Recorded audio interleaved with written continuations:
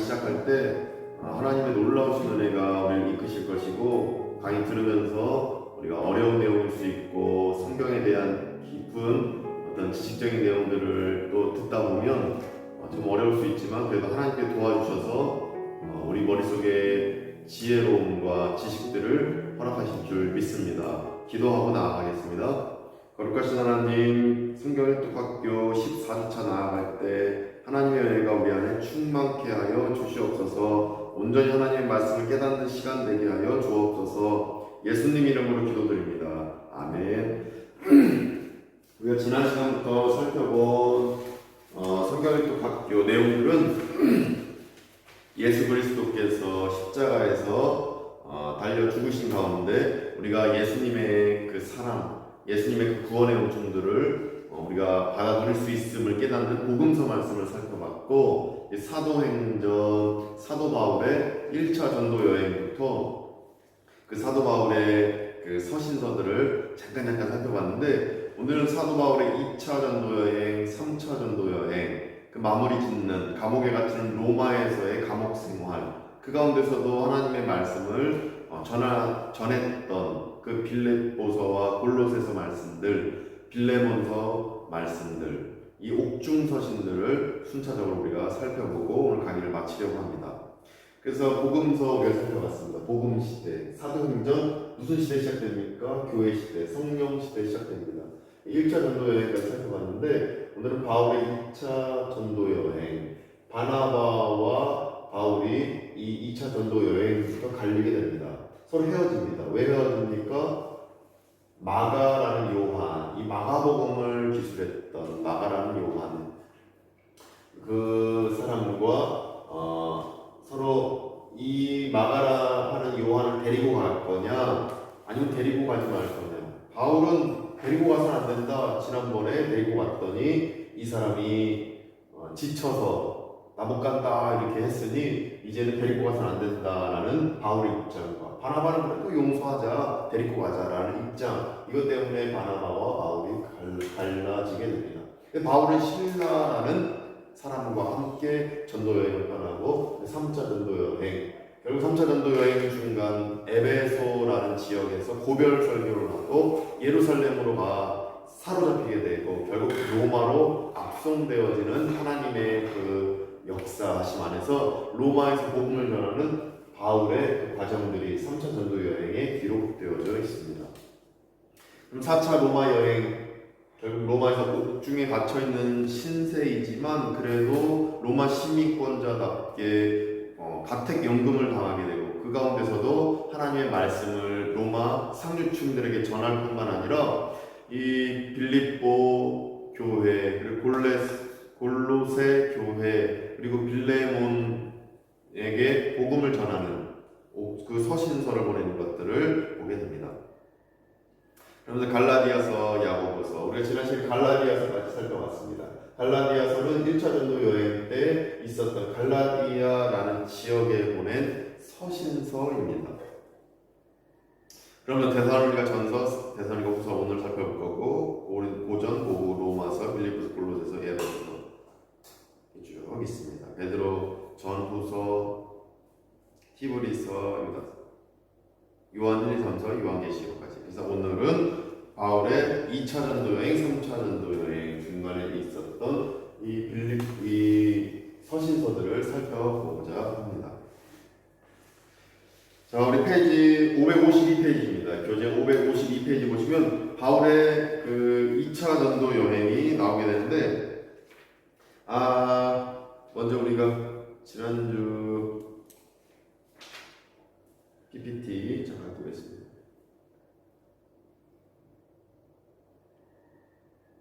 지난주에 하지 않았던 부분을 이제 하고 넘어갈 텐데, 자, 바울의 2차 전도 여행 페이지 552페이지입니다. 성경책으로는 사도행전 15장 36절에서 18장 22절까지가 바울의 2차 전도 여행이 나오는 부분입니다. 바울의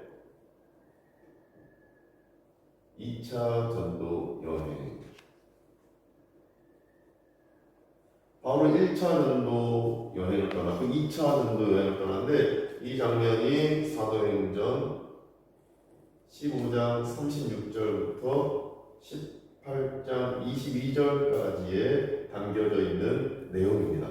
그래서 처음 시작은 바울과 바나바가 갈라지는 내용입니다. 바울과 바나바가 갈라집니다. 누구 때문에 그렇습니까? 마가라 하는 요한. 이 마가라 하는 요한은 이 베드로의 제자로 나중에 들어가게 되고 마가복음을 기술한 사람입니다. 그래서 이 갈라지게 된 이유가 이 마가라는 사람, 마가라는 요한 때문에 그렇다. 마가라는 요한 때문에 서로 싸우게 됩니다. 데리고 갈까, 데리고 가지 말까. 그러나 서로 싸웠다고 했지만 결국에는 하나님의 복음이 바울을 통해서도 전파되고 바나바를 통해서 전파되는 역사를 하나님께서 보여주시게 됩니다. 왜냐하면 싸웠지만 그래도 바울은 하나님의 은혜 안에서 하나님의 뜻 안에서 나아갔기 때문입니다. 성도들은 싸우면 안 됩니다. 바울과 바나바가 싸웠으니까 우리도 싸워도 되는 거 아니냐? 아닙니다. 우리 싸워서는 안 됩니다. 바울이 나중에는 후회합니다. 디모데후서 보시게 되면 마가라 하는 요한 너 다시 나한테 오렴. 올 때에 우리 집에 있는 책하고 담요 좀 갖고 와. 내가 너무 춥구나. 이렇게 이 마가와 다시 관계를 맺는 장면이 디모데후서에 나오게 됩니다. 결국에는 성도는 싸우면 안 된다. 그러나 당시에 싸웠지만 바울은 하나님의 은혜 안에 있었으니 계속해서 복음의 그 메신저 역할을 감당할 수 있었음을 보게 됩니다. 원칙적으로 싸우는 것은 하나님의 뜻이 아닙니다. 그래서 그렇게 해서 복음을 전하는 가운데 어떤 일이 일어나게 되냐면 바울이 자신은 복음을 아시아 쪽에 전하고 싶어 했습니다. 아시아 쪽이 어디입니까? 이 갈라디아 지역, 갑바도기아 지역, 이 길리기아 지역 쭉 이 동쪽으로 가고 싶어 했습니다. 동쪽으로 쭉 진행되면서 이 아랍 지역, 옛날 페르시아 지역 쪽으로 쭉 나아가면서 복음을 전하기를 원했는데 환상을 보게 됩니다. 이 무시아 지역, 이 무시아라는 전체적인 넓은 지역에서 지낸 어느 곳에 있는 가운데 환상을 보게 되는 장면이 사도행전 16장 9절에서 10절에서 보게 됩니다. 환상. 어떤 환상을 보게 되냐면 마게도냐인이 나타납니다. 마게도냐인. 이 내용을 보면 마게도냐인이 나타납니다. 이 마게도냐 어디 지역입니까? 지금의 그리스 지역. 마게도냐 지역. 지금의 그리스 지역이죠. 이 화면에 보시면 이 마게도냐 지역. 마게도냐 그리스 지역 옆에 어디입니까? 저 구두발처럼 생긴 거 이탈리아 지역. 여기가 이제 그리스 지역. 여기가 이제 터키 지역이겠죠. 지금 비잔티움, 옛날에 비잔티움이라는데 지금은 이스탄불. 이 터키죠. 이거 흑해입니다. 근데 이쪽에서 환상을 보게 되는데 마게도냐 사람이 꿈에 나타납니다. 환상 속에 나타나서 나 좀 도와줘. 이 메시지를 듣게 됩니다. 이 메시지가 하나님께서 보내주신 메시지다 여겼던 바울은 결국 마게도냐 지역으로 로마 지역으로 나중에 서바나 지금의 스페인 지역까지 복음을 내가 전하겠다. 그래서 유럽 쪽으로 먼저 복음이 전해지게 된 것입니다. 하나님의 뜻이었던 겁니다. 하나님의 계획이었던 것입니다. 유럽인들이 똑똑하고 더 잘나고 DNA가 우수해서가 아니라 하나님이 그 순간 마게도냐부터 복음을 전하라 말씀하셨기 때문에 그렇게 순차적으로 진행이 되었던 것입니다. 결국 복음 전파, 선교의 처음에 교회가 세워진 그런 모든 것들은 하나님의 계획 속에 있었고 하나님의 뜻 안에서 이루어졌다 이렇게 볼 수 있습니다. 사람이 계획을 세우거나 뜻을 이루시는 분은 우리 하나님이심을 우리가 이 사도행전 16장 9절 10절 마게도냐 환상 장면을 통해 또다시 깨달을 수가 있는 것입니다. 그렇게 해서 복음을 전하러 마게도냐까지 쭉 이어지는 가운데 이 바울이 어디로 가게 되냐면 데살로니가 지역으로 가게 됩니다. 데살로니가 지역. 환상을 보고 나서 네아폴리 갔다 빌립보, 그리고 데살로니가 지역으로 갑니다. 근데 데살로니가 지역 가기 전에 이 빌립보 지역에서 누구를 만나냐면 자주색 옷감 장사 루디아를 만나게 됩니다. 루디아. 빌립보 지역. 환상을 보고 나서 빌립보로 갑니다. 그런데 빌립보로 가기 전에 자, 이 드로아라는 지역에서 네아폴리라는 지역을 가려면 배를 타고 가야 됩니다. 보면은 지도에 보면 해상 배를 타고 가야 되는데 배가 이틀 만에 드로아에서 네아폴리로 도착했다라고 사도행전 말씀이 나옵니다. 환상을 보고 나서 드로아에서 네아폴리로 가는 이틀 만에 갔다. 이 지역이 이틀 만에 갈 수 없는 지역인데 순풍을 탔기 때문에 갔다라고 학자들은 얘기합니다.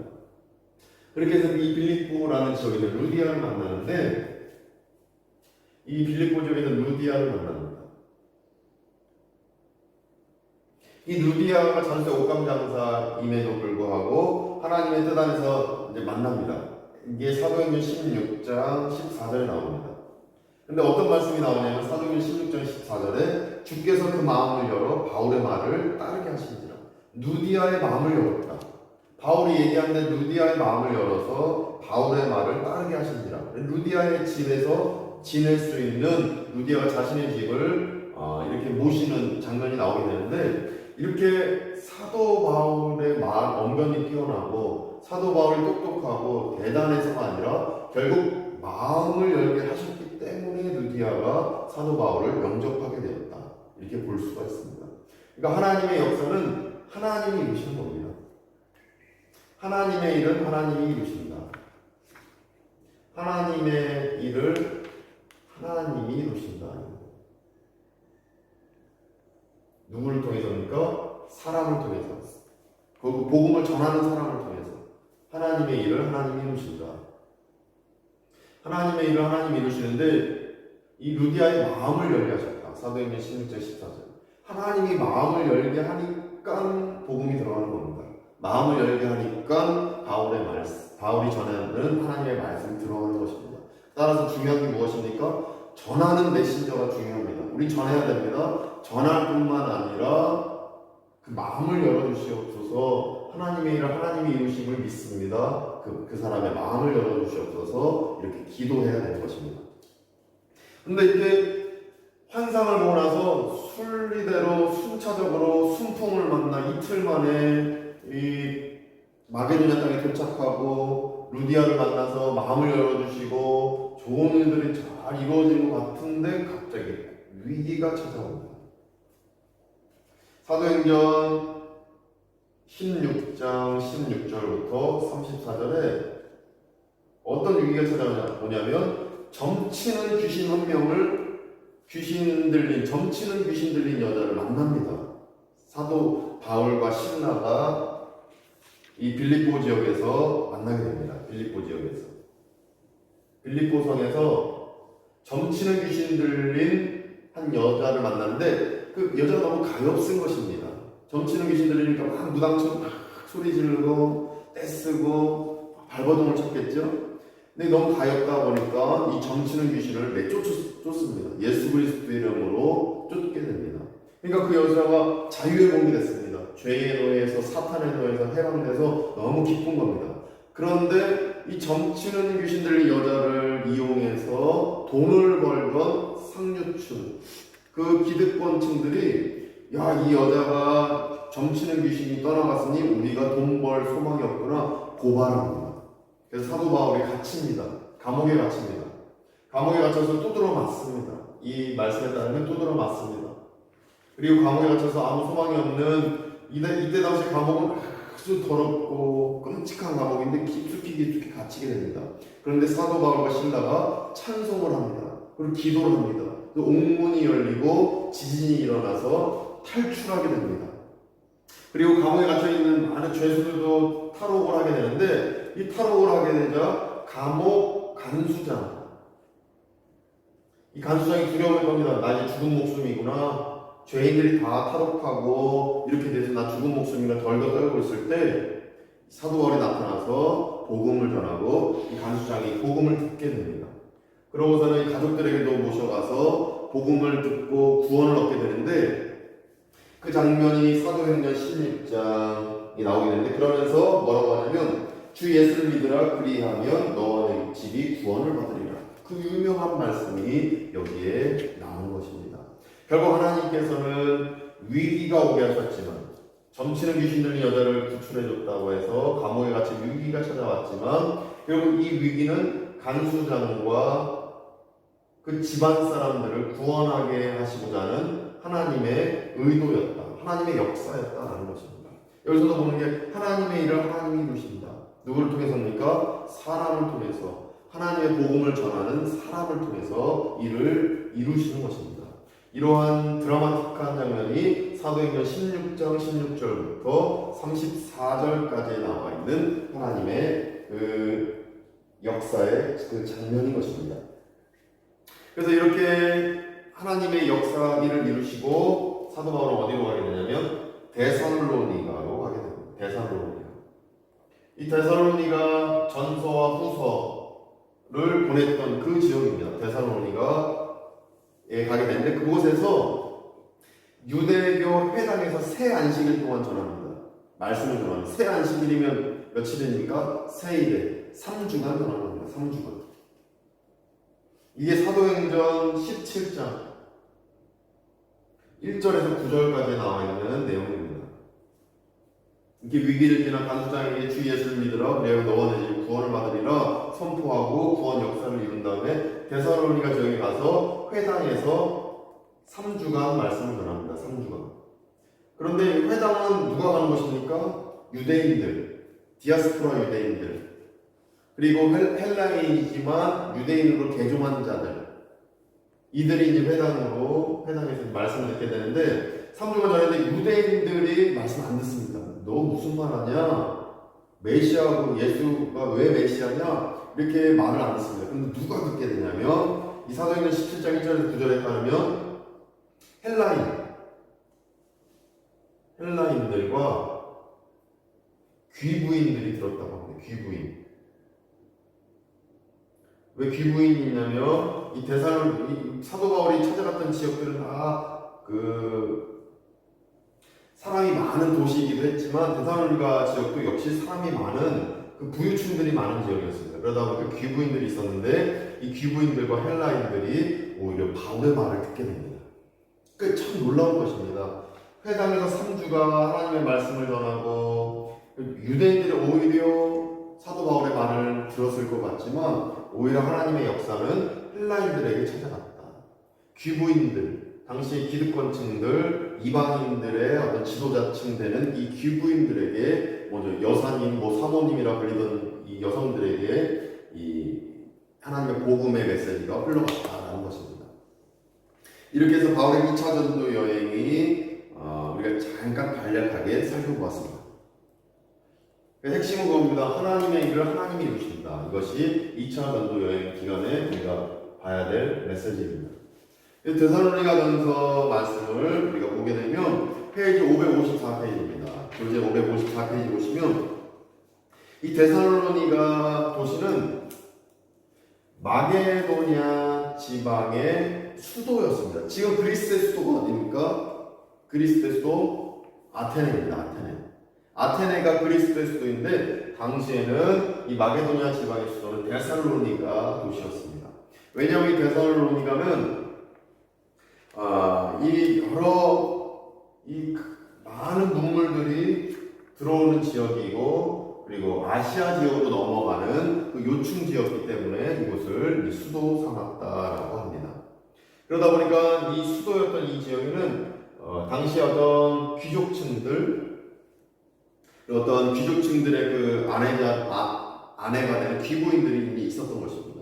그 귀부인들이 오히려 하나님의 말씀을 들었음을 보게 되는데 그래서 데살로니가 지역에 있는 이 귀부인들과 헬라인들을 대상으로 사도 바울이 편지를 보냅니다. 그 편지 내용이 이런 것입니다. 우리가 어떻게 구원을 받았는가를 설명을 하는 것입니다.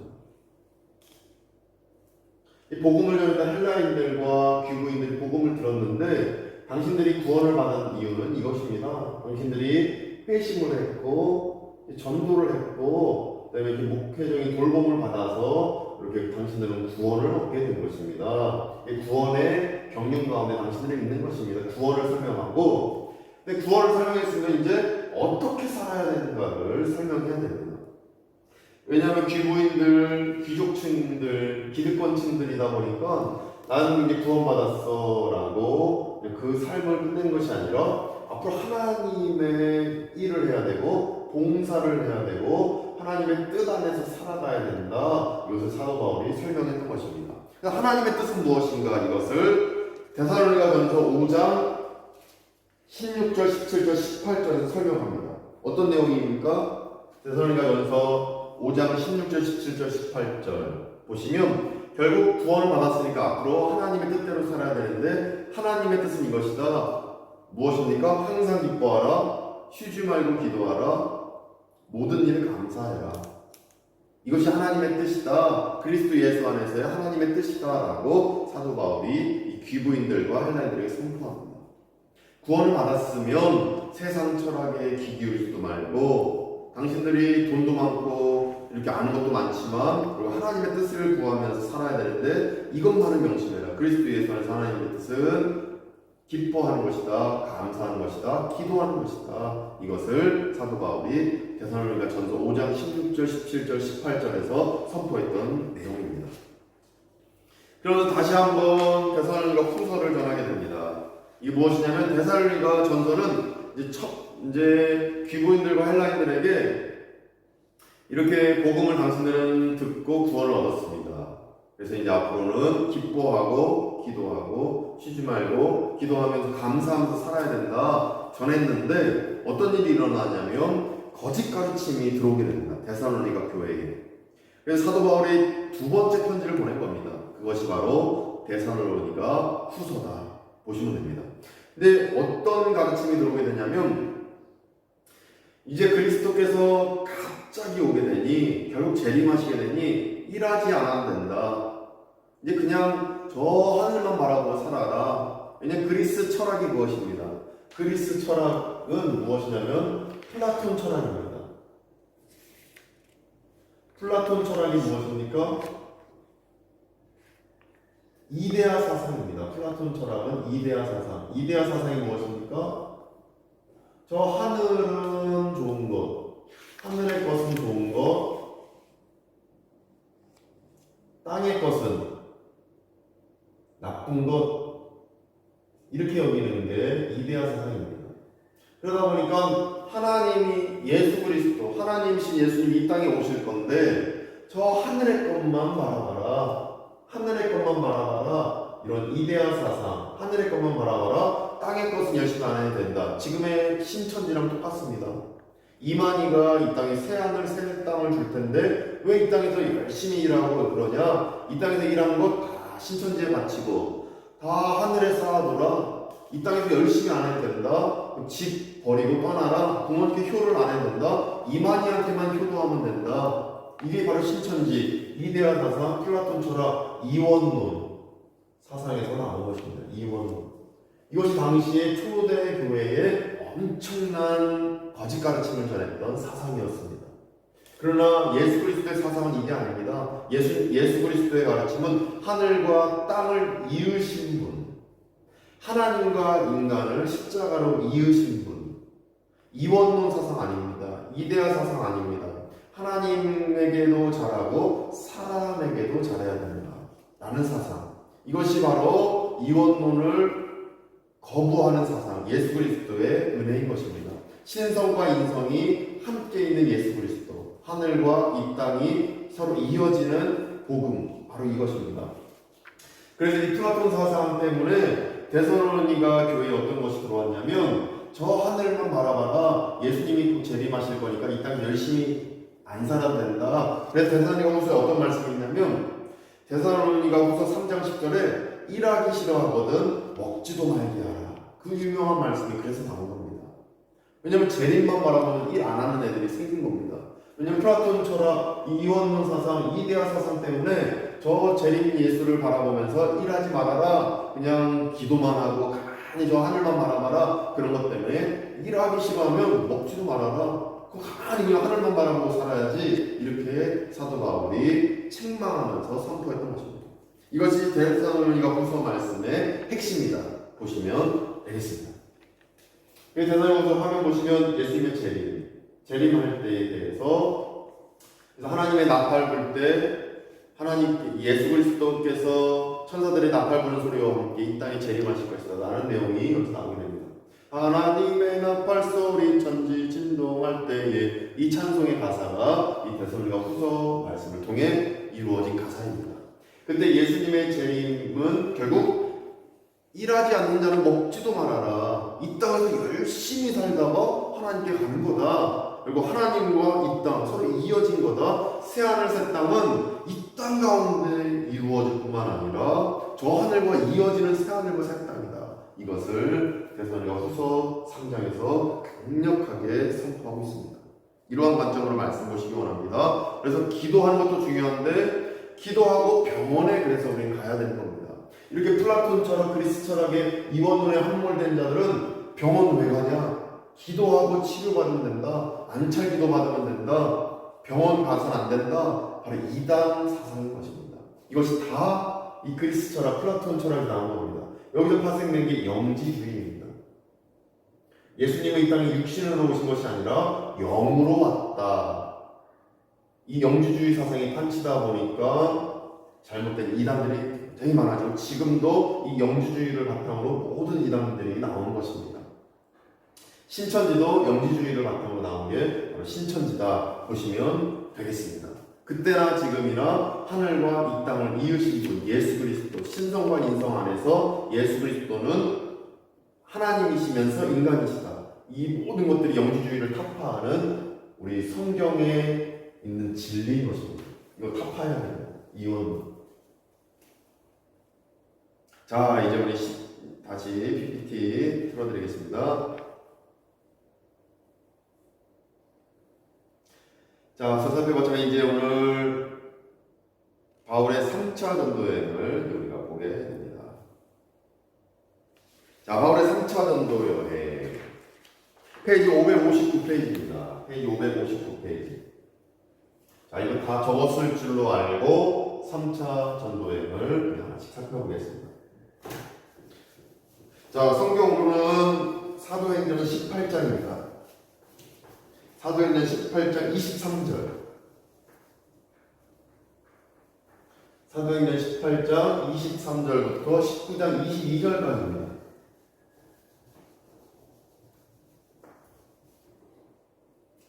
자, 사도행전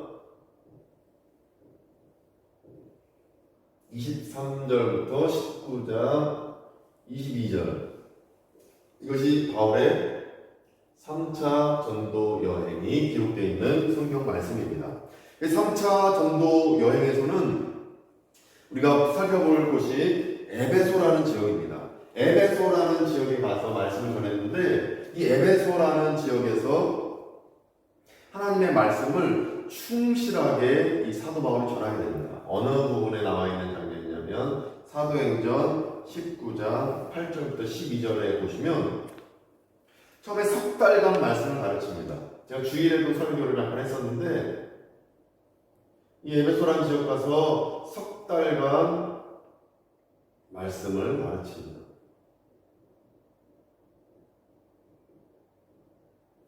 자, 볼까요? 사도행전 19장 8절 보시면 이 에베소에 가서 석 달 동안 담대히 하나님의 나라에 관하여 강론하여 권면하되 이렇게 말씀하고 있습니다. 석 달 동안 전합니다. 석 달 동안. 그런데 안 듣습니다. 말씀을 어떻게 했다고요? 안 듣습니다. 그래서 사도 바울은 실망치 않습니다. 계속 전합니다. 어느 정도 전합니까? 2년 동안 가르쳤다. 그래서 2년 동안 가르친 그 서원을 뭐라 하냐면 두란노 서원. 두란노 서원이 여기 나옵니다. 온누리 교회에 있는 서점 이름이 두란노죠. 여기서 이제 따온 그 명칭입니다. 이 두란노 서원이라는 곳을 만들어서 그곳에서 두란노 서원이라는 장소에서 사도 바울이 2년간 계속 가르칩니다.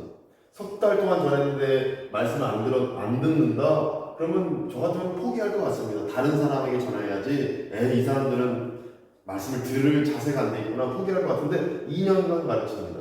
이러한 힘이 어디서 나옵니까? 하나님의 일을 하나님이 하신다라는 믿음 때문에 가능한 것입니다. 루디아가 하나님께서 마음을 여니까 빌립보성에 있던 자주색 옷감 장사 루디아라는 여성이 마음이 열리고 바울의 메시지를 들었던 것입니다. 복음을 들었던 겁니다. 그것처럼 2년 동안 꾸준히 두라노선을 가르칩니다. 그래서 어떤 역사가 일어나냐면 말씀을 듣습니다. 말씀을 듣고 경청하기 시작합니다. 그랬더니 어떤 역사가 일어납니까? 악귀를 쫓아냅니다. 악귀. 그리고 구원 역사가 일어납니다. 그때 어떻게 됩니까? 이 에베소에는 마술이 유행했습니다. 지금으로 치면 무당 세력들입니다. 무당 그리고 어떤 사주팔자 어떤 이러한 세상 철학을 바탕으로 만들어 놓은 토정비견 이런 것들 아주 신봉했던 귀족층들 헬라인들이었습니다. 당시에 그런 철학을 바탕으로 그런 자신들의 앞날을 내다보려고 하는 그런 마술 같은 것들 이런 것들이 대단히 유행했다라고 이 사도행전 19장에서 말씀하고 있습니다. 19절에 뭐라고 하냐면 마술을 행하던 많은 사람이 사도행전 19장 19절에 마술을 행하던 많은 사람이 그 책을 모아가지고 와서 모든 사람 앞에서 불사를 보게 됩니다. 왜냐하면 말씀이 들리기 시작 2년 동안 가르쳤더니 말씀이 들리기 시작하고 악귀가 떠나가고 구원 역사가 일어나니까 마술책 불사를 이때 당시 이 책들이 5만 정도 되었다 얘기하고 있습니다. 은 5만 지금은 치면 몇 억 정도 되는 돈입니다. 사도행전 19장 19절에 기록되어 있습니다. 은 5만 정도 되었다. 그러면서 사도행전 19장 20절에 뭐라고 나오게 되냐면 하나님의 말씀이 흥왕하여 세력을 얻으니라. 주의 말씀이 힘이 있어 흥왕하여 세력을 얻으니라. 사도 바울의 언변이 힘이 있다. 사도 바울의 지식이 힘이 있다. 아닙니다. 주의 말씀이 힘이 있어 흥왕하여 세력을 얻었다 말씀하고 있는 것입니다. 이처럼 성경 말씀, 주의 말씀에 힘이 있습니다. 주의 말씀에 역사합니다. 주의 말씀에 힘이 있습니다. 힘이 있다. 주의 말씀에 힘이 있다. 이것이 우리가 새겨야 될 3차 전도 여행의 핵심입니다. 주의 말씀에 힘이 있다. 이 주의 말씀에 힘이 있기 때문에 사도 바울은 예루살렘에 갔던 것입니다. 예루살렘에서 투옥될 거 알면서도 찾아갔고 투옥돼서 로마 시민권자이기 때문에 결국 로마로 압송되어져서도 주의 말씀에 힘이 있기 때문에 끊임없이 말씀을 전했던 사도 바울의 모습이 나옵니다. 로마로 압송되는 중간에 유라굴로라는 광풍을 만나는데 다른 사람은 다 두려워하는데 사도 바울은 안심해라 평안해라 전할 수 있었던 것도 주의 말씀에 힘이 있음을 믿었기 때문입니다. 주의 말씀에 힘이 있기 때문에 우리 늘 말씀을 석 달만 가르치고 멈출 것이 아니라 석 달 동안 가르쳤는데 아무런 반응도 없고 역사도 없는 것 때문에 실망할 것이 아니라 2년간 가르치고 쭉 가르칠 때 하나님의 역사가 이렇게 일어나는 것입니다. 실망치 말고 주의 말씀을 읽고 큐티하고 가르쳐야 되는 이유가 바로 여기에 있는 것입니다. 석 달간 가르쳤다고 반응도 없고 역사도 일어나지 않는다고 실망해서는 안 됩니다. 2년간 가르쳤던 실망치 않고 쭉 가르쳤던 사도 바울처럼 주의 말씀에 힘이 있음을 기억하고 계속해서 말씀을 가르쳐야 된다는 것을 바울의 이 3차 전도 여행을 읽어 나가시는 가운데 깨닫기를 간절히 소망합니다. 자, 이제 고린도전서 말씀을 보겠습니다. 고린도전서 말씀 페이지 561페이지입니다.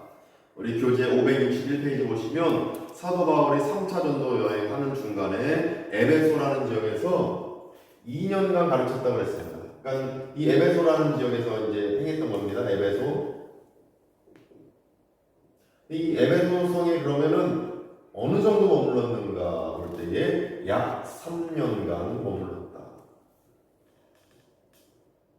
이 에베소라는 도시에서 약 3년간 머무는 동안에 자신이 개척했던 고린도 지역에 있는 고린도 도시에 있는 교회에 서신서를 보냅니다. 첫 번째 서신서, 이게 바로 고린도전서의 내용입니다. 근데 고린도라는 지역에는 아굴라와 브리스길라라는 부부가 삽니다. 아굴라와 브리스길라. 아굴라가 남편, 브리스길라가 아내입니다. 이 아굴라와 브리스길라는 당대 초대교회에서 굉장한 영향력을 발휘했던 훌륭한 부부였습니다. 이 두 부부는 고린도라는 지역에 살았는데, 이 고린도라는 지역의 특성이 무엇이냐면 해양 도시입니다.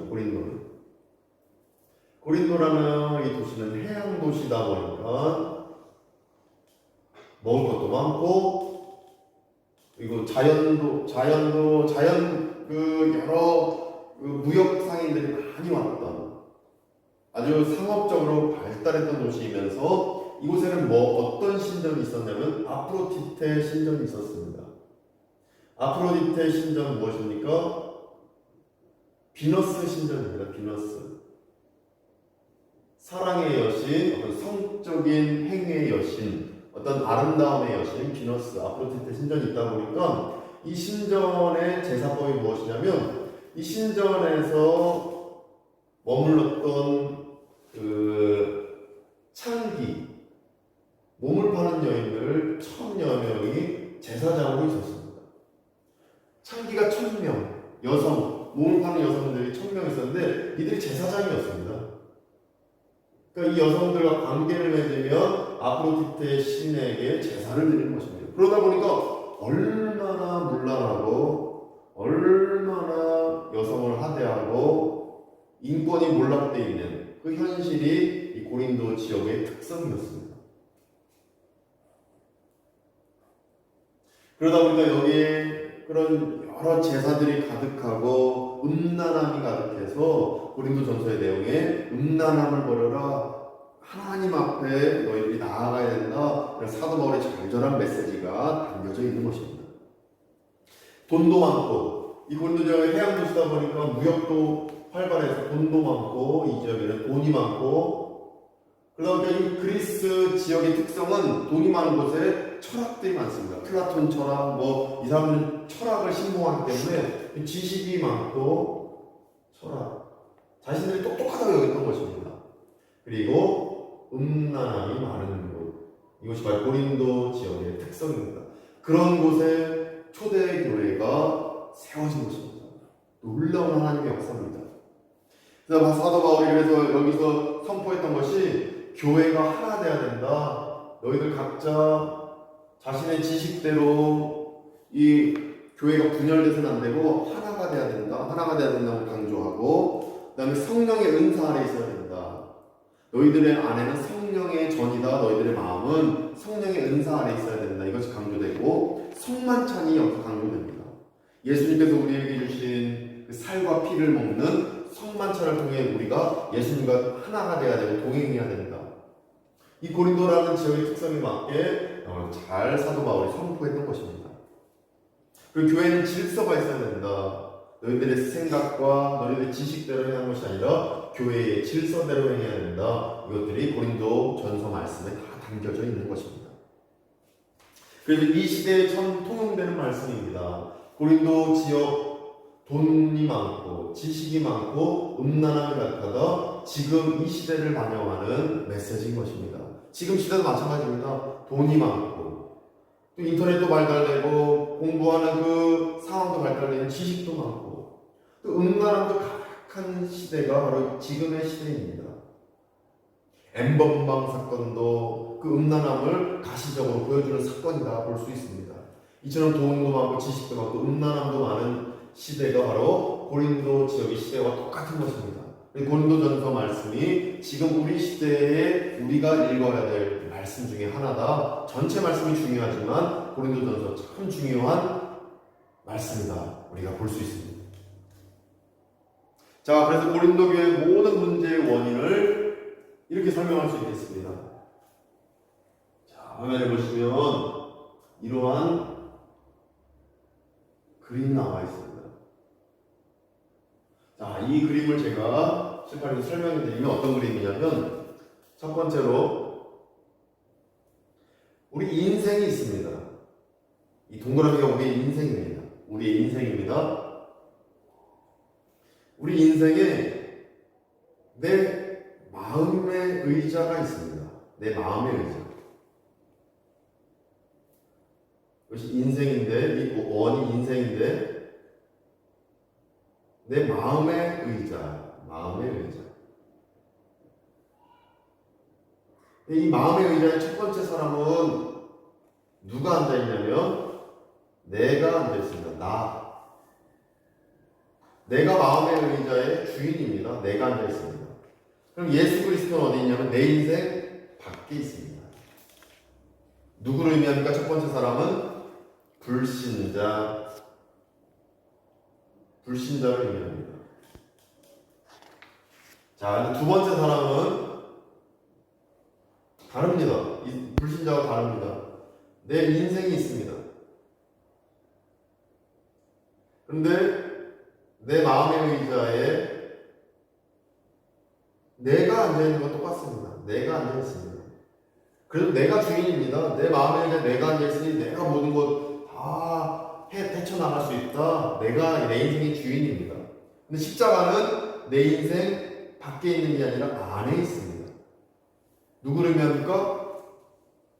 신자이긴 한데 어떤 신자입니까? 육에 속한 자입니다. 육에 속한 자. 이게 바로 고린도전서 2장 14절에 나옵니다. 2장 14절. 신자긴 신자인데 내 마음의 의자에 내가 앉아있고, 예수님은 내 인생 안에 있지만 나를 바라봅니다. 내 마음의 의자에는 예수님이 앉아있는 게 아니라 내가 앉아있습니다. 고린도전서 2장 14절에 이 내용이 있는 것입니다. 고린도전서 2장 14절에 육신에 속한 자, 이게 바로 신자이지만 내 마음에 이제 내가 앉아있는 사람을 의미합니다. 자, 세 번째 사람이 있습니다. 세 번째 사람은 어떤 거냐면, 인생이 있으면 마음의 의자에 예수 그리스도께서 앉아 계십니다. 나는 어디니까? 내 마음의 의자 아래에 있고 예수 그리스도를 바라봅니다. 이거를 고린도전서에서는 뭐라고 얘기하냐면, 고린도전서 2장 15절에 나와 있는데, 신령한 자라고 얘기합니다. 곧 성령의 인도를 받는 자. 그래서 고린도전서 3장 16절에 뭐라고 하냐면, 하나님의 성령이 너희 안에 계시는 것, 이렇게 말씀하십니다. 하나님의 성령이 너희 안에 계시는 것. 그러니까 예수 그리스도, 성령님, 내 마음의 의자에 앉아 계십니다. 그러면 우리는 신령한 자가 된다. 나는 어디에 속합니까? 우리는 일단 이 강의 듣는 분들은 신자입니다. 신자인데 내 마음의 의자에 내가 앉아 있습니까? 예수님이 앉아 계십니까? 내가 앉아 있으면, 아직 오늘 아침에 내가 이거 해야지 저거 해야지, 오늘 뭐 옷을 뭐 입고 나갈까, 오늘 내가 이 사람 만나서 이렇게 말해야지, 내가 내 마음의 의자에 앉아 있는 것입니다. 내가 오늘 뭐 이렇게 할 거야 저렇게 할 거야, 내가 내 마음의 의자에 앉아 있는 겁니다. 신령한 자는 오늘 내가 이런 사람 만나는데 하나님 도와주시옵소서, 오늘 내가 어떤 차를 이렇게 끌고 갈 때 안전하게 해주옵소서, 성령님을 의지하면서 기도하는 자, 이러한 자는 2장 15절에 신령한 자입니다. 3장 16절에 말씀하십니다. 고린도전서, 하나님의 성령이 너희 안에 계시는 것. 하나님의 성령이 우리 안에 계신다면 내 마음의 의자에 앉고 우리가 성령님께, 예수 그리스도께 간절히 기도하면서 하루하루를 살아가는 신자의 모습, 신령한 자의 모습을 회복해야 됩니다. 이것이 고린도전서 2장과 3장에 나와 있는 전체 고린도 교회의 성도들의 문제점이었던 것입니다. 육에 속한 자이다 보니까 아프로디테 신전에 가는 신자도 있고, 그리고 돈과 지식, 음란학을 추종하는 신자들이 있었던 겁니다. 내가 내 마음의 의자에 앉아 있으면 이렇게 육에 속한 자가 되어서 이러한 나쁜 행위들을 하게 될 것입니다. 이것이 바로 우리가 버려야 될 모습들입니다. 우리는 3번으로 나가야 됩니다. 이 그림은 CCC를 만드신 빌 브라이트 박사님이 만든 그림들입니다. 자, 그래서 우리가 또 보실 부분이 이 그림은 우리 교재 563페이지에 나와 있습니다. 자, 이제 우리가 568페이지 교재. 자, 고린도후서 말씀입니다. 에베소에서 이제 고린도 교회에다 편지를 쓰고 보니까 고린도 교회에 또 다른 문제가 발생하는데 어떤 문제냐면 고린도 교회가 철저히 회개한다는 좋은 소식이 일단 들려옵니다. 고린도 전서를 보내놨더니 이 사람들이 우리가 반성합니다. 돈을 의지했습니다. 지식을 의지했습니다. 우리가 아프리테 신전에서 이 창기들과 놀아나며 음란함을 행했습니다. 죄송합니다. 앞으로는 우리가 이렇게 성령에 속한 자, 우리 마음의 의자에 성령님 앉아 계시고 예수님 앉아 계시는 고린도전서 2장 15절 말씀대로 신령한 자가 되겠습니다. 반성했다라는 좋은 소식 들려옵니다. 그런데 그러나 어떤 일이 일어나냐면 유대인 교사들, 디아스포라 유대인들이 고린도 지역에 살면서 너희들 바울 그 사람 잘못된 거다, 그 사람 메시지는 잘못된 거다, 다른 복음을 전하게 됩니다. 유대인 교사들이 다른 복음을 전합니다. 결국 예수 그리스도 안에서 사도 바울이 전하는 복음은 잘못된 거다. 우리가 전하는 복음대로 그냥 바울이 전하는 복음을 버려라. 사도 바울은 사도가 아니다. 그런 예전에 스데반을 죽이기도 했고 사도가 아니고 기독교인을 핍박했던 아주 못된 사람이다. 바울의 사도성을 부인하게 됩니다. 시비를 겁니다. 그래서 사도 바울이 보시면 비판자들에 대한 바울의 응답이 고린도후서 10장에서 13장에 나옵니다. 나 사도 맞다. 나는 이렇게 예수 그리스도를 만났다. 바울의 사도성을 본인이 이렇게 예수 그리스도를 만났다라는 입장에서 변증하게 됩니다. 그러면서 바울의 자기 사역에 대한 설명이 나오게 됩니다. 나는 이렇게 하나님의 일을 한다. 하나님의 복음을 전하는 자다. 이러면서 이 비판자들은 바울의 응답 중에 그 고린도후서 11장에 보면 사도 바울의 고난이 나오게 됩니다. 내가 태에 그 복음을 전하다가 이렇게 매도 맞고 돌도 맞고 또 짐승에게 물려 죽을 뻔도 하고 배가 전복된 적도 있고 태풍도 만나고 엄청난 고난을 겪었다라고 고린도후서 11장에 나오게 됩니다. 그러면 이 고린도 교회 사람들이 호소합니다. 영적인 것들을 너희들 추구해야 된다.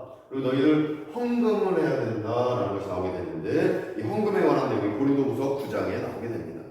유대인들은 헛된 것, 플라톤 철학에 기반해서 선포하다 보니까 헌금을 해서 뭐하냐? 너희들 교회 만들어서 뭐하냐? 그냥 가만히 그냥 기도만 하고 저 하늘의 것만 바라봐라. 잘못된 다른 복음을 전했던 겁니다. 헌금에 대한 내용이 고린도후서 9장 5절에 나오게 됩니다. 고린도후서 9장 5절에 보면 미리 헌금을 준비해야 된다. 마음을 다해서 미리 기도로서 헌금을 준비하고 고린도후서 9장 7절에 너희들 억지로 말고 기쁨으로 헌금을 해야 된다. 그래 하나님이 기뻐하시면 받으실 것이다. 그러면서 고린도후서 9장 8절에 헌금하는 사람들이 받을 유익이 무엇이냐면 하나님의 은혜가 무엇이냐면 항상 모든 것이 넉넉할 것이다. 어떤 의미입니까? 헌금을 할 수 있도록 하나님이 그 형편을 넉넉하게 만들어 주신다는 것입니다. 그래서 어떤 분은 이런 기도를 했다고 합니다. 하나님, 내가 헌금 11조를 이만큼 한다면 나중에는 2배, 3배로 11조 할 수 있도록 내 삶을 더 넉넉한 형편으로 만들어 주옵소서. 이런 기도를 했다라는 분도 있습니다.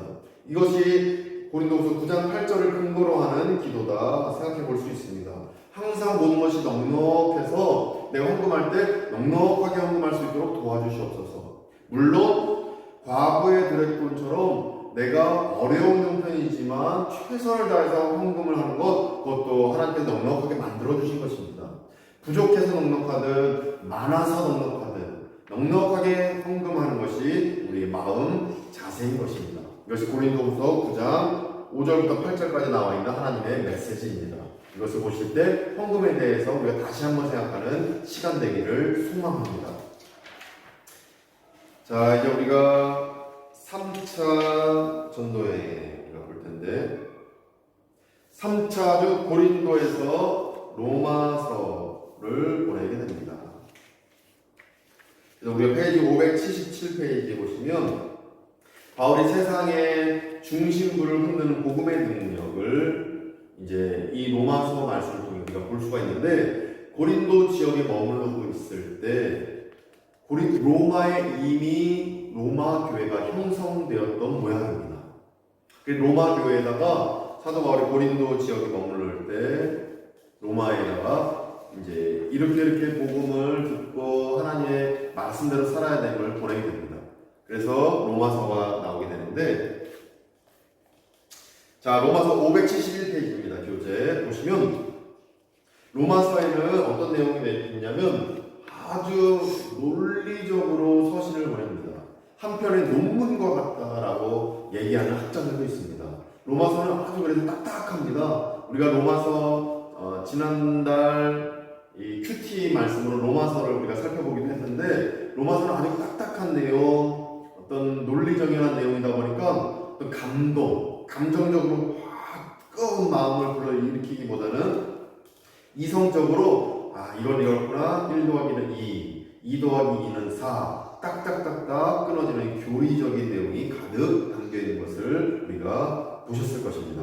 그래서 아담의 불순종 때문에 모든 인류에게 원죄가 발생했고, 그 원죄를 해결하기 위해서는 인간의 노력은 안 되고 오직 예수 그리스도의 십자가와 부활 사건의 은혜를 바라보며 믿을 때 가능하다. 그래서 우리는 예수 그리스도의 십자가와 부활을 믿고 나아갈 때 이 죄의 상태에서 벗어나 신자답게 살아라 라고 로마서 1장부터 16장까지의 논리적으로 쭉 메시지를 사도 바울이 서신을 보냈던 것입니다. 그도 그럴 것이 로마의 교회 안에 있는 성도들은 누구들이냐면 최고 고위층, 지식층들, 엘리트층들, 귀족층들입니다. 그러다 보니까 로마 교회에 논리정연하게 설명해야 할 수밖에 없었습니다. 은혜 너무 중요하고, 또 환상 너무 중요합니다. 깨달음, 통찰 너무 중요한데, 더 중요했던 것이 그들에게 논리적으로 이래서 이랬습니다. 이렇기 때문에 그렇기 때문에 따라서 하나님의 그 복음은 이렇게 성립이 되는 겁니다. 이러한 차원의 메시지가 로마서 말씀의 전체적인 내용이다 보시면 되겠습니다. 자, 그래서 바울의 3차 전도 여행 마지막을 에베소에서 보냈는데 페이지 577페이지입니다. 페이지 577페이지 보시면 사도 바울이 이 에베소 지역에 있으면서 이 에베소 교회 3년 동안 약 머물면서 사도 바울이 두란노 서원이라는 데서 말씀을 계속 전하다 보니까 이 에베소 지역에 장로들이 세워졌습니다. 장로들에게 에베소 교회에서 사도 바울이 고별 설교를 합니다. 어떤 고별 설교냐면 내가 예루살렘에 가야 된다. 예루살렘에 가는 것이 하나님의 뜻이다.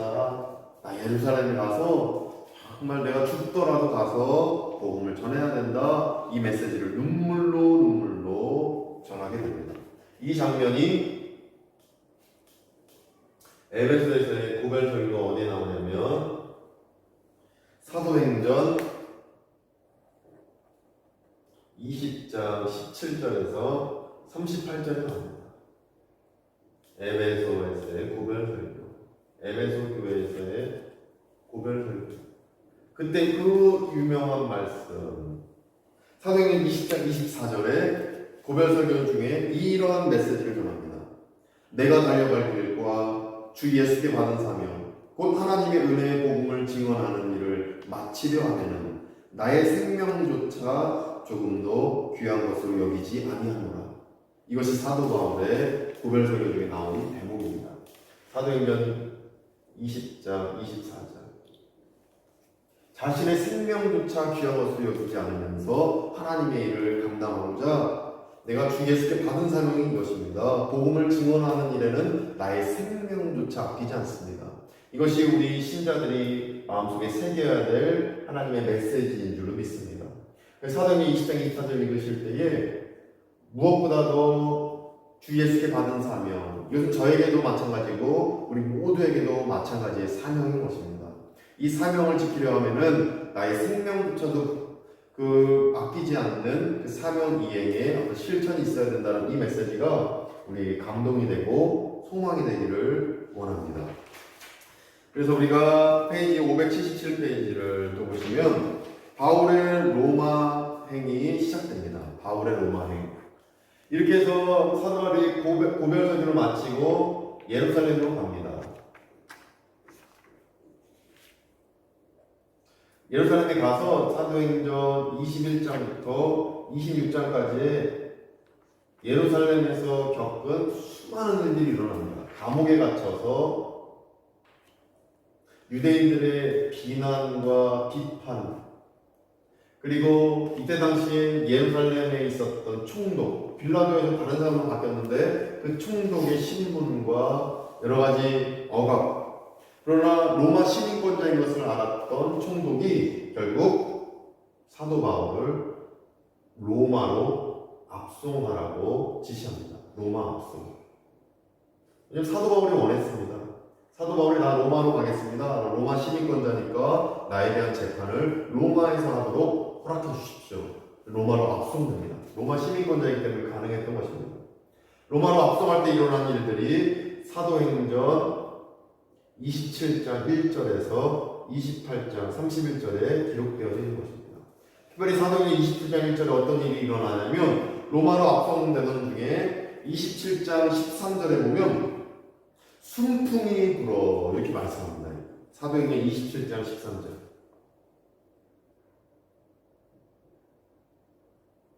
그 로마 군인들 그리고 사도 바울을 압송하던 이 지도층들이 순풍이 부니까 기쁜 마음으로 배를 바로 끌고 나가는 겁니다. 사도 바울은 말립니다.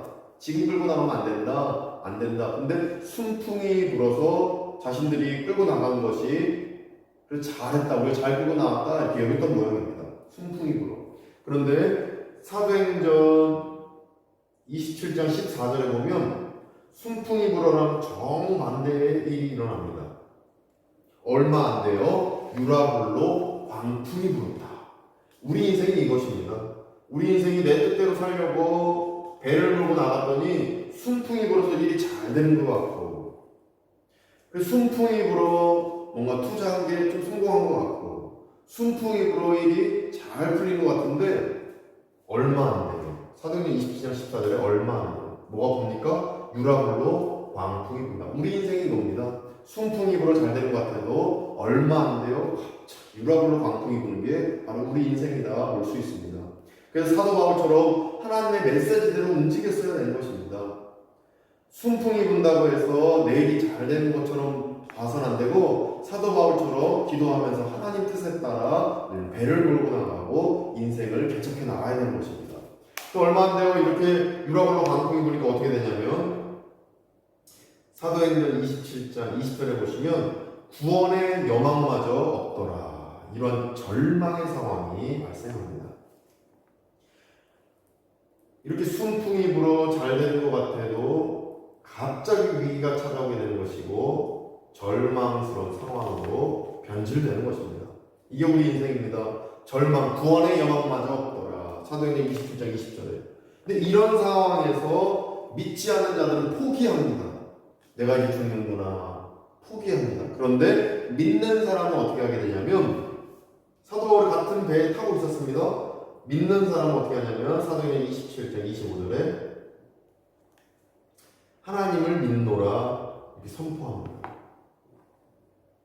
그리고 평안하세요, 평안하세요 이렇게 말할 수가 있는 것입니다. 믿는 자들은 평안하다. 우리 인생에 순풍이 불 때 있습니다.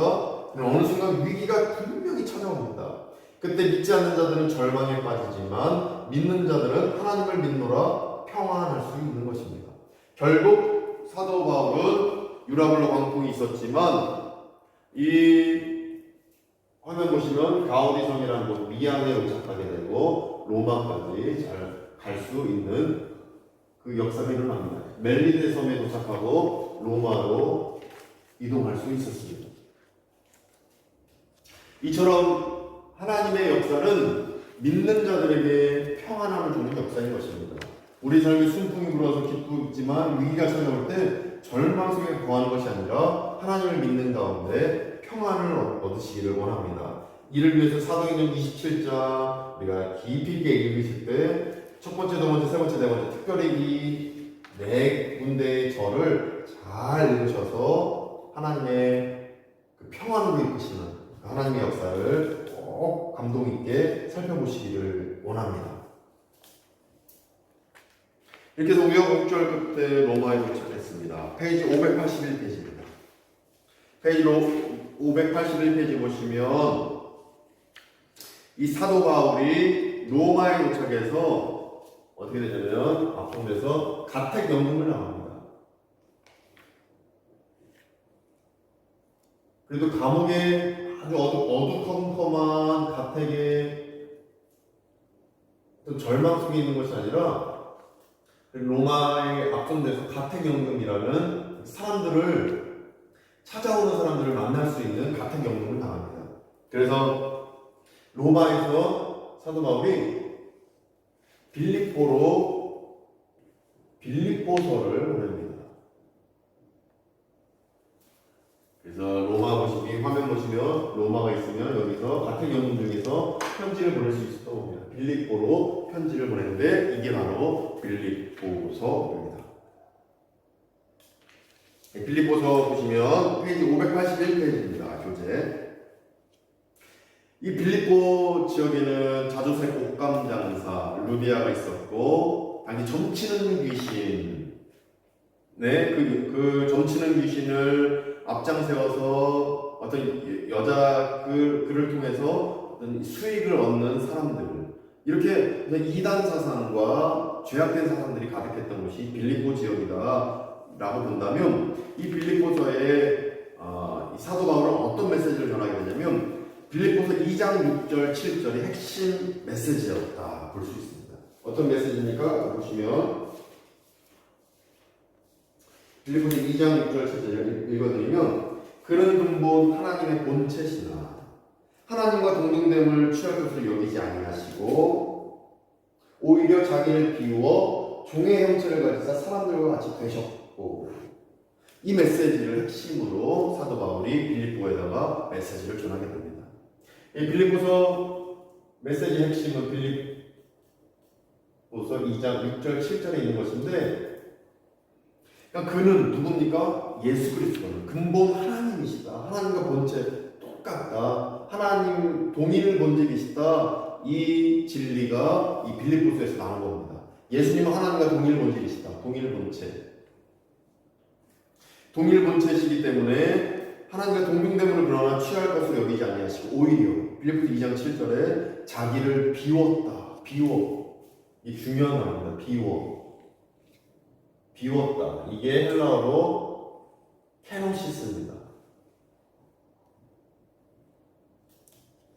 자기를 비워. 이거 어떤 뜻인가? 자기 부인. 누구든지 십자가를 질 것이면 자기를 부인하고 자기 부인. 이런 의미가 다 여기 케노시스에 담겨 있습니다. 자기 포기, 자기 부인. 예수님은 하나님이신데 자기 포기를 해서 인간의 몸으로 오셨다. 자기 부인을 해서 자기 인간의 몸으로 오셔서 낮게 섬기셨다. 이 비워, 케노시스에서부터 섬김의 모범이 나오는 것입니다. 이 케노시스 사상을 우리는 늘 기억해야 됩니다. 케노시스 너무 중요한 것입니다. 이 케노시스 때문에 우리는 섬겨야 되고 이 케노시스 때문에 비워, 자기 포기, 자기 부인을 행하셨던 예수님의 이 케노시스 행함 때문에 우리는 교회에서 봉사를 하는 것이고 직분을 받는 것이고 우리 이렇게 누가 내 오른쪽 뺨을 때리고 왼쪽 뺨을 돌려대는 일도 이 케노시스 때문에 우리는 행해야 되는 것이고 십자가를 짊어지는 고난의 삶을 사는 것도 이 케노시스 때문에 사는 것이고 우리가 배불리 먹는다면 저 가난한 사람에게 빵이라도 주고 쌀을 나눠줘야 되는 것도 이 케노시스 때문에 우리는 행해야 되는 것입니다. 빌립보서 말씀 읽을 때 2장 6절 7절 특별히 주의 깊게 읽으셔서 케노시스 사상, 케노시스 진리 안에 거하시는 우리가 되기를 소망합니다. 이 케노시스라는 이 메시지를 사도 바울이 빌립보 교회에 특별히 보냈던 이유는 당시에 이 그 빈부격차가 극심했던 것입니다. 빈부격차가 극심한 이 빌립보 지역에 빈부격차가 극심한 상황에서도 가난한 자들을 돌봐야 되고 가난한 자들에게 복음을 전해야 되고 그들에게 먹을 걸 줘야 되고 어떤 이러한 모든 바탕에는 이 비워 케노시스가 바탕이 됐을 때 행할 수 있기 때문에 이 빌립보서 말씀에 케노시스 사상 빌립보서 2장 6절 7절에 사상이 담겨져 있다 이렇게 우리가 볼 수 있습니다. 이 케노시스 사상 우리에게 적용해야 될 진리입니다. 이 케노시스 비워 자기 포기 자기 부인 꼭 실천하기를 소망합니다.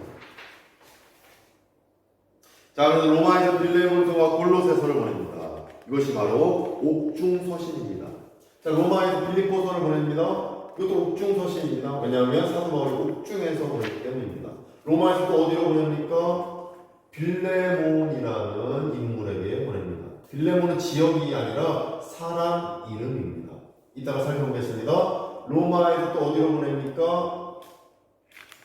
골로새 지역에 보냅니다. 이것도 옥중서신입니다. 빌레몬에게 보낸 이것도 옥중서신입니다. 왜냐하면 로마 같은 경우 옥중에서 보낸 서신이기 때문입니다. 그래서 먼저 빌레몬서부터 살펴보겠습니다. 빌레몬서 584페이지입니다. 교재 584페이지 보시면 자, 이 빌레몬이 있는데 여기서 설명하겠습니다. 이 빌레몬은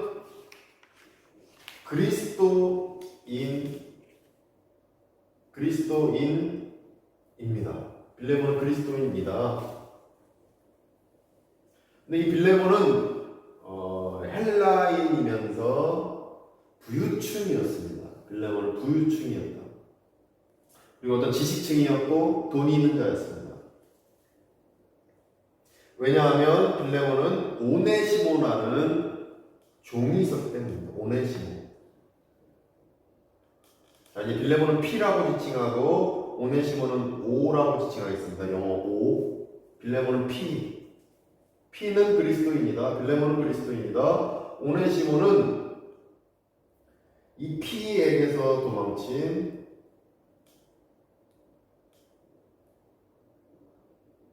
노예이다. 누구라고요? 노예다.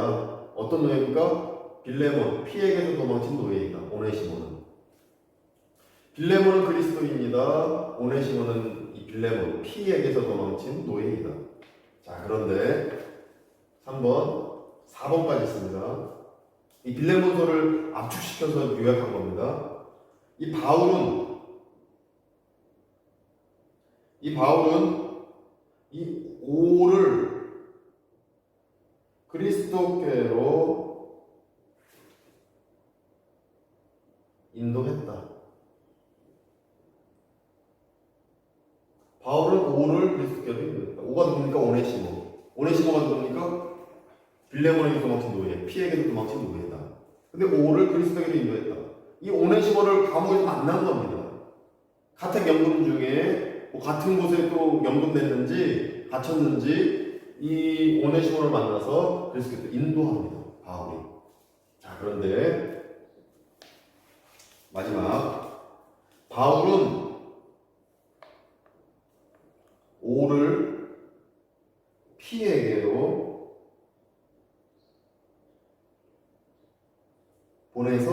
보내며 P에게 용서를 구했다. 이게 결론입니다. 빌레몬서에. 바울은 오네시모라는 이 노예를 풀려난 모양입니다. 오네시모를 빌레몬, 그 주인 빌레몬에게로 보내며 그 빌레몬에게 P에게 용서를 구했다. 누가 구했다는 겁니까? 지금 오가 구했습니까? 오네시모가 구했습니까? 바울이 구했다. 왜 구합니까? 뭔 상관입니까? 오네시모가 용서를 구해야 되는데 오히려 바울이 빌레몬 형제, 이 오네시모 잘못했는데 내가 다시 보낸다. 오네시모를 내가 보낸다. 오네시모 그리스도인이 되었다. 그런데 내가 대신해서 사과합니다. 내가 당신에게 죄송합니다. 오네시모 잘못을 나를 봐서라도 살려주시고 그를 다시 형제로 받아주십시오. 자신이 용서를 구합니다. 바울은 예수 그리스도의 중보자 역할을 행했던 것입니다. 이게 바로 교회 공동체가 지향해야 될 바입니다. 이를 빌레몬서 1장입니다. 빌레몬서 이거 읽을 때 정말 깊게 묵상하면서 읽으시는 가운데 바울처럼 중보자 역할, 예수 그리스도의 중보자 역할을 감당하는 우리가 되기 원합니다. 대신해서 용서 구하고 대신해서 그래서 이런 얘기도 합니다. 오네시모가 갚을 거 있으면 나한테 구하세요. 내가 대신해서 갚을 거 갚겠습니다. 내가 오네시모가 잘못한 거 오히려 나한테 책임 물으신다면 내가 그 책임을 지겠습니다. 용서를 구할 뿐만 아니라 그 책임까지도 지겠다. 예수 그리스도의 케노시스를 행하는 것입니다. 이것을 빌레몬서 보면서 깨닫는 가운데 우리도 용서할 사람 대신해서 우리가 용서를 구하고 이건 정말 바울 입장에서 억울한 것입니다. 그러나 케노시스 진리 안에서는 기쁨으로 바울을 행했던 것입니다. 이 기쁨으로 행하는 우리가 되기를 소망합니다. 자, 골로새서입니다. 골로새서는 우리 교재 585페이지입니다. 585페이지 보시면 오늘 마지막 부분입니다. 골로새서 페이지 585페이지 보시면 골로새서 옥중에서 보낸 것입니다. 근데 골로새 지역은 역시나 각 도시마다 다 부유한 도시다 말씀드렸지만 골로새 도시도 부유한 곳입니다. 무역로에 있는 지역이기 때문이었습니다. 항구 도시였고 딱 무역 중심지에 있었던 지역이다 보니까 유대인들도 특별히 부유했지만 유대인들도 많았고 이 브리기안인이라고 마케도니아 위쪽 지방인 사람들도 많이 있었고 헬라인도 많았고 근데 이러한 다양한 인종이 섞여 있었던 곳이 골로새 지역이었습니다. 근데 문화의 중심지이기도 했던 것입니다. 부유한 도시이면서도 문화의 중심지가 골로새 지역이었다. 그러다 보니까 문화가 많다는 것은 어떤 게 많은 것입니까? 다양한 사상이 많았다. 다양한 지식들, 다양한 철학, 다양한 사상들이 많은 지역이었다. 그러다 보니까 다양한 사상이 교회를 공격했을 것입니다. 플라톤 철학이 그 당시 최고봉 철학이었다면 이데아 사상, 저 하늘만 바라봐라 이러한 영지주의적인 사상이 골로새 교회를 압박했을 것입니다.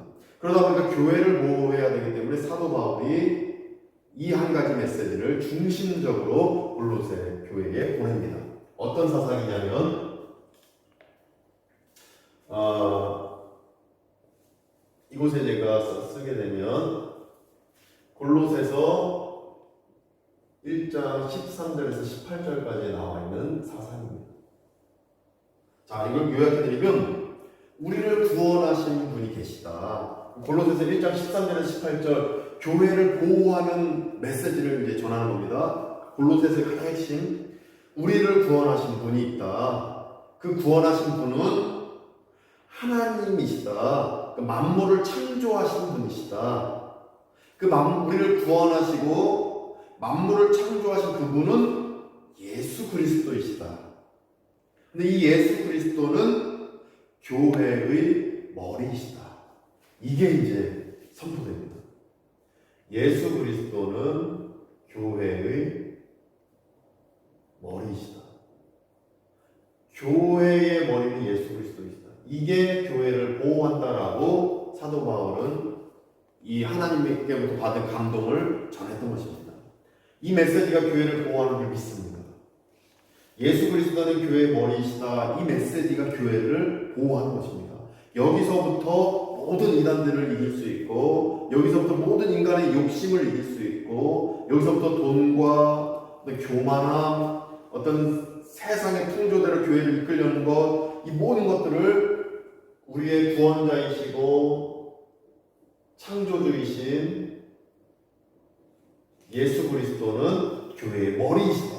구원자이시면서 창조주이신 예수 그리스도는 교회의 머리이시다. 골로새서 1장 13절에서 18절에 있는 이 메시지가 교회를 살리고 보호하는 것입니다.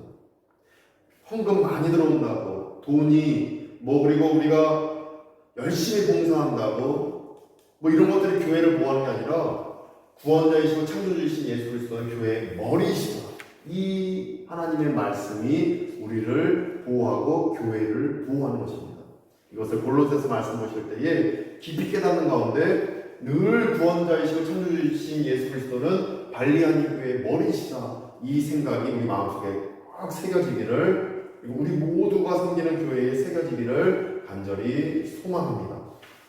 마치겠습니다. 오늘 14주차 마쳤는데 다음 주 15주차 강의하고 그 다음에 말씀 읽으시면 90일 끝나는 것입니다. 성경 읽고 끝까지 힘내시고 끝까지 성경 읽고하셔서 마음의 어떤 부담들, 어떤 짐이 되었던 부분들을 털어내시고 늘 하나님의 은혜 안에 거하시는 우리 모두 되시길 원합니다. 성경 읽고 끝나는 날 코로나19도 끝나기를 저는 소망해 봅니다.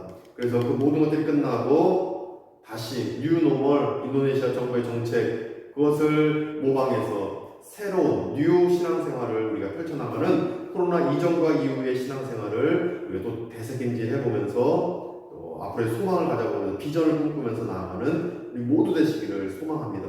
기회가 된다면 우리가 이 성령일도학교 다 끝날 때 다시 또 소망을 가져보면서 또 새로운 교육들을 우리가 또 갖는 것을 저는 기도하면서 준비해 봅니다.